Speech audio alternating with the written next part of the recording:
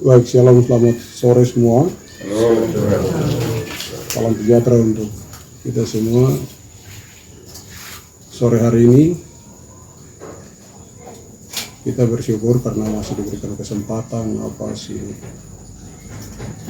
sore hari ini juga kita berkumpul di sini karena ada proses keadilan yang harus kita kejar, harus kita tuntut untuk diberikan kepada 6 korban yang kemarin menjadi korban di Jayapura,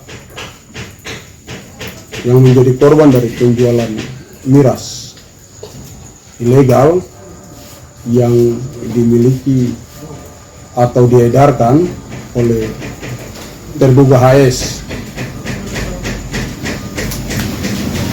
yang dengan sengaja mempekerjakan 6 orang korban ini, sampai berujung kepada kematian yang dialami oleh mereka. Dan sampai hari ini proses penegakan hukum kita tidak tahu arahnya sampai di mana, dan keluarga sendiri bertanya sejauh mana proses hukum yang dilakukan terhadap terduga pelaku HS ini. Dan sampai hari ini kita semua buta tentang informasi itu, maka hari ini kita hadir di sini untuk menuntut kepada pihak berwajib, dalam hal ini kepolisian, dalam hal ini Polda Papua dan Polres Kota Jayapura, untuk bertanggung jawab, memberikan informasi yang sedetil mungkin mengenai proses hukum yang berlangsung sudah sejauh mana.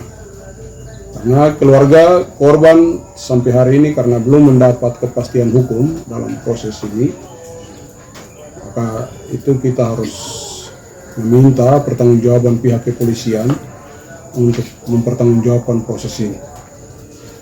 6 orang korban itu bukan jumlah yang sedikit, itu jumlah yang sangat luar biasa, dan kami anggap bahwa ini kejahatan luar biasa. Dan di sini kami lihat bahwa ada peran institusi, peran pemerintah yang harus bertanggung jawab memberikan rasa keadilan, bertanggung jawab atas proses kematian ini. Salah satunya institusi kepolisian dan juga salah satunya institusi kesehatan, yang sampai hari ini tidak jelas atau tidak terang tentang jenis minuman yang dikonsumsi, tetapi menurut hasil pemeriksaan dokter yang kami dapat, yaitu ada bahan etanol atau bahan kesehatan yang digunakan dalam memproduksi miras ini.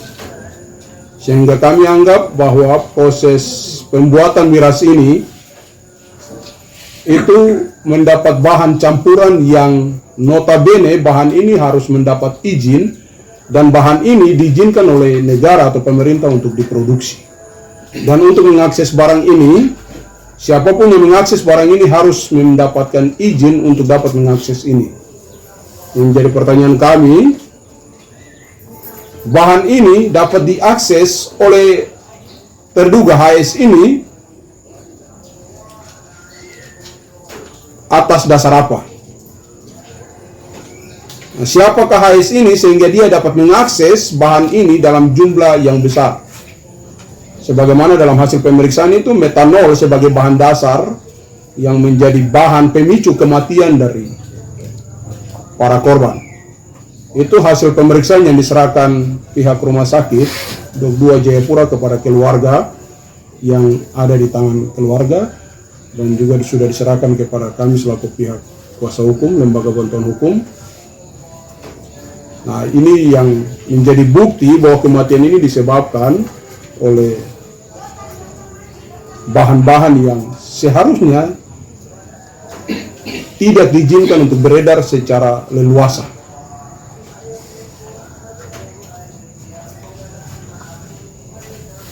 Saya langsung baca apa yang singkat saja yang tertuang di sini, biar ini nanti di upload untuk dibagikan ke teman-teman di media.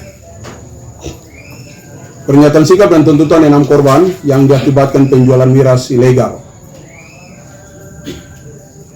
Keluarga 6 korban menuntut keadilan. Bahwa dari awal bulan April tahun 2022 ketika 6 orang korban diajak oleh salah seorang yang mempunyai bisnis miras ilegal, yaitu atas nama HS, yang mengajak 6 para korban dengan janji akan memberikan pekerjaan kepada mereka. Selanjutnya para ke-6 korban tersebut yang masing-masing bernama Baltasar Tiberi, Demianus Saweri, Victor Tugarfai, Mei Sawai, Papua Romaropen, Fatma Beraweri, dan Lodik Demianus Saweri, dan Lodik Nuride menerima ajakan HS dan berangkat menuju kota Jayapura. Bahwa setelah ke-6 korban tersebut sampai di kota Jayapura dan diberikan pekerjaan sebagai penjual minuman keras oplosan. Penjualan minuman oplosan tersebut dilakukan oleh ke-6 korban tersebut kurang lebih 1 bulan sebelum korban mengalami insiden tersebut. Bahwa pada tanggal 23 Mei 2022 bertempat di Pelabuhan Jayapura, para korban yang hendak mengantar istri korban Demianus Saweri meminum minuman keras jenis oplosan di atas kapal Dobon Solo yang diberikan oleh HS kepada istri dari almarhum Demianus Saweri sebanyak 5 botol. Setelah meminum minuman keras oplosan tersebut, para korban turun dari kapal dan merasakan dampak keracunan minuman yang diminum oleh para korban. Bahwa setelah mengalami reaksi tersebut, para korban pun menuju mes tempat yang disediakan oleh HS kepada korban. Setelah para korban sampai di mes tersebut, almarhum Lodik Udaire duduk minum bersama para korban yang lain. Bahwa pada saat para korban minum minuman tersebut, para korban sudah merasakan minuman tersebut sudahlah beda. Setelah itu korban Papua dan almarhum Demianus merasa pusing dan langsung tidur. Selanjutnya almarhum Lodik Nuride dan almarhum Fatma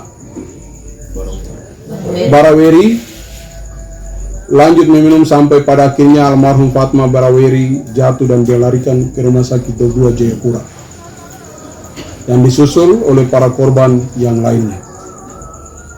Bahwa para korban almarhum Fatma Baraweri meninggal pada tanggal 23 Mei 2022, almarhum disusul oleh almarhum Mei Sawai meninggal 24 Mei 2022, almarhum Lodik Nuride 24 Mei 2022, Baltasar Tiberi 24 Mei 2022, Victor Tugarfai 25 Mei 2022, dan almarhum Demianus Saweri 26 Mei 2022.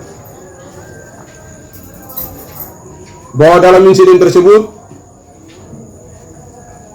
salah seorang korban yang beralamat selamat ditawarkan untuk sebuah obat yang diberikan oleh HS melalui salah seorang wanita yang untuk diberikan kepada korban Papua. Katanya, kau minum obat ini karena mereka yang lain sudah ambil dompo obat untuk minum. Kau punya, kau minum sudah. Korban pun mengambil obat tersebut saat itu, tetapi setelah itu dibuang.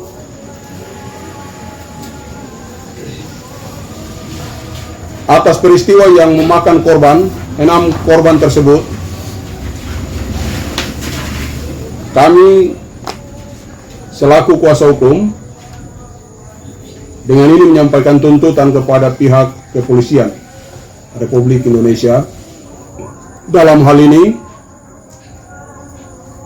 Polda Papua dan Polres Jayapura, Kota Jayapura. 1. Mendesak pihak Polri atau dalam hal ini Polda Papua agar segera mengungkap dan menangkap pelaku bisnis minuman oplosan atas nama HS. Dua, mendesak pihak kepolisian untuk mengungkap dari mana asal bahan campuran yang berbahan etanol serta obat berbentuk tablet yang diberikan HS kepada para korban untuk diminum. Mendesak pihak kepolisian agar transparan dalam proses penegakan hukum. Mendesak agar Kapolres Sorong Kota dan Polda Papua Barat berkoordinasi kepada Polda Papua guna memberikan informasi tentang sejauh mana langkah hukum yang telah dilakukan. Mendesak Komnas HAM melakukan investigasi serta mengawal serta mempertanyakan proses hukum kepada pihak Polda Papua. Bahwa sebagai anak adat yang memiliki adat, sehingga dengan ini kami mendesak HS menyelesaikan tuntutan adat sebagaimana yang telah disampaikan. Oleh sebab itu, semua yang telah kami sampaikan atas nama kuasa hukum dan atas nama masyarakat adat dan mewakili korban, kami selaku kuasa hukum dengan ini tegas menyampaikan kepada pihak kepolisian terkait apa yang telah kami sampaikan sebagai tuntutan kami dengan tegas minta agar pihak kepolisian secara serius menseriusi persoalan ini. 6 korban bukanlah korban yang jumlah yang kecil, tetapi ini menyangkut nyawa, menyangkut keselamatan manusia, nyawa manusia yang telah direnggut oleh oknum terduga HS ini. Untuk itu, beberapa poin yang telah kami sampaikan, dan pada kesempatan ini kami akan memberikan kesempatan kepada keluarga korban yang dalam hal ini diwakili oleh Bapak Adat, Dewan Adat sendiri. Waktu saya silakan. Terima kasih, salam, selamat sore semua. Semua yang sudah disampaikan dari kita punya lembaga sudah jelas untuk kita punya hak harga diri orang Papua. Saya mewakili keluarga korban dan sebagai suku besar Imeko yang ada di tanah Papua, kami nyatakan sikap bahwa kami tuntut hukum positif jalan dan hukum adat jalan. Apabila hukum adat tidak dilaksanakan, maka kami siap menuntut kepala ganti kepala. Karena ini perbuatan yang sengaja dilakukan. Kalau kita sama-sama bangsa yang berpancasila, kenapa tidak saling menghargai? Karena itu umat ciptaan Tuhan yang sengaja dilakukan tindakan lewat minuman keras. Jadi kami atas nama keluarga korban dan atas nama keluarga besar Imeko dan umumnya kami di tanah Papua, karena bukan saja anak-anak Papua, anak-anak Imeko yang korban, masih ada suku lain yang turut korban, yaitu dari suku Moi dan lain yang tidak sempat kami sampaikan. Untuk itu kami nyatakan bahwa hukum positif jalan dan kami tetap tuntut hukum adat, yaitu kepala ganti kepala apabila tidak diselesaikan dengan uang. Itu yang mungkin saya sampaikan. Terima kasih, waktu saya kembali. Baik, itu pernyataan sikap yang dikeluarkan oleh Bapak selaku mewakili korban.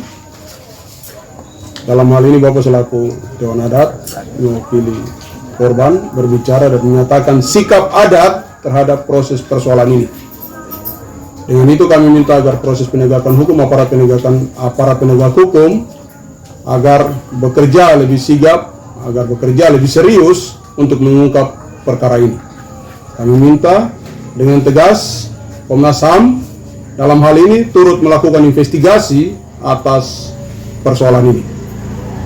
Dan kami atas nama kuasa hukum juga akan melakukan upaya-upaya hukum dalam hal menuntut keadilan ini kepada 6 korban. Untuk itu kami sampaikan dengan tegas kepada pemerintah Kota Sorong dan juga Polres Sorong Kota agar dapat melihat hal ini, mensikapi hal ini secara serius. Karena ada beberapa pernyataan, ada beberapa pembicaraan yang bagi keluarga dianggap telah menipu atau dianggap telah mengelabui keluarga dalam hal mendiamkan persoalan ini agar tidak berlanjut, tidak berlarut. Kami minta keseriusan untuk melihat persoalan ini karena selaku korban kami mewakili korban sebagai kuasa hukum menuntut dan meminta adanya keadilan yang diberikan kepada korban. Sekian, terima kasih apa yang kami sampaikan. Kiranya Tuhan memberkati kita semua.